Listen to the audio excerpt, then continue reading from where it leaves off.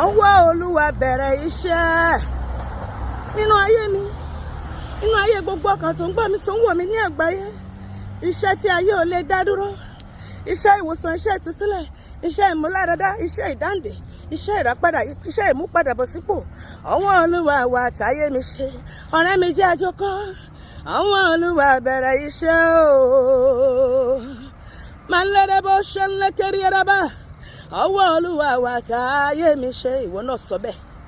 Owo Oluwa ó ń ṣiṣẹ́ agbára, ìyanu lọ́rọ̀ rẹ̀, ó yí ayé mi padà. Mo rí Owo Oluwa wá sínú ayé mi àti ẹ lónìí, ó yí ayé wa padà sí rere.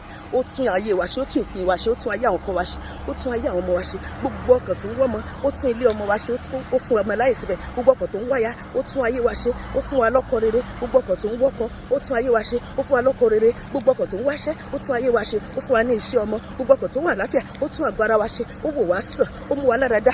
Gbogbo ọkàn tí adágúnlẹ̀ sójú kan bí adágún òtò, Owo Oluwa gbé mi àti ẹrú, ó gbé wa dìde, ó ṣiṣẹ́ agbára nínú ayé wa, nínú ayé àwọn kan wa, nínú ayé àwọn ọmọ wa, nínú iṣẹ́ wa, nínú ìpè wa, nínú iṣẹ́ ìránṣẹ́ wa, nínú ìgbéyàwó wa, nínú ètò ìṣúná wa, nínú ètò ìlera wa, nínú ògo wa, nínú ìràwọ̀ wa, nínú àyànmọ́ wa. Ó sì run gbogbo agbára tó bá lòun máa dá iṣẹ́ náà dúró, ó run wọ́n dànù lórúkọ Jésù. Owo Oluwa ó ṣiṣẹ́ agbára, ìyanu ọ̀rọ̀ rẹ̀, ó yí ayé mi padà. Ìwọ náà sọ bẹ́ẹ̀. Orísun iye, orísun tí kì í gbẹ o. Owo Oluwa ó ṣiṣẹ́ agbára o. Owo Oluwa ń bẹ lórí ayé mi, ó sọ bẹ́ẹ̀. Ó ń gbé mi fò, ó ń gbé mi sáré. Ọwọ́ náà wá sórí ayé mi àti ẹ lónìí, wá sórí ayé àwọn kan wa, sórí ayé àwọn ọmọ wa, ó gbé wa fò, ó gbé wa sáré. Ó mú wa bá gbogbo àwọn tó ti kọjá wa nínú ìṣerere gbogbo, ó tún mú wa jù wọ́n sẹ́yìn. A lé wọn bá, àtújù wọ́n sẹ́yìn. Sọ pé Olúwa, mo fẹ́ bá wọn, mo fẹ́ kọjá wọn bàbá. Jẹ́ kí n bá wọn, kí n tún kọjá wọn o. Àwọn tó ti rìn jìnnà nínú ògo. Ọwọ́ agbára yí ọwọ́ padà. Ọwọ́ wo ló ń dààmú ayé mi àti ọwọ́ náà gbẹ dànù lónìí? Ọwọ́ wo ló ń ní ayé wa lára? Ọwọ́ náà gbẹ dànù látòní lọ.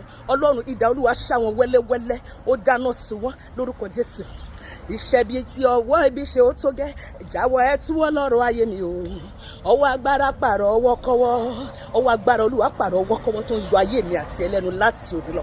Ó sì mú ìtura wá sínú ayé wa, sínú ayé àwọn kan wa, sínú ayé àwọn ọmọ wa, sínú ìgbéyàwó wa, sínú iṣẹ́ wa, sínú ìpè wa, sínú iṣẹ́ ìránṣẹ́ wa.